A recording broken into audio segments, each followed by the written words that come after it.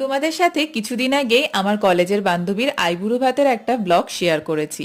ওর আজকে বিয়ে, সেখানে আমি মা বাবা চলে এসেছি রেডি হয়ে। ততক্ষণে ও চলে এসেছিল, দেখো ওকে খুব সুন্দর লাগছে। আর মাও তখন ওর সাথে গিয়েছিল একটা ফটো তুলবার জন্য। তারপর ফটো তুলে আমরা চলে আসলাম স্টার্টারের দিকে। স্টার্টারে ছিল চিকেন পকোড়া, ভেজ পকোড়া আর পনির, বেশ ভালো ছিল। তারপর একটু ঘোরাফেরা করে আমরা চলে এসেছিলাম খাওয়ার এখানে।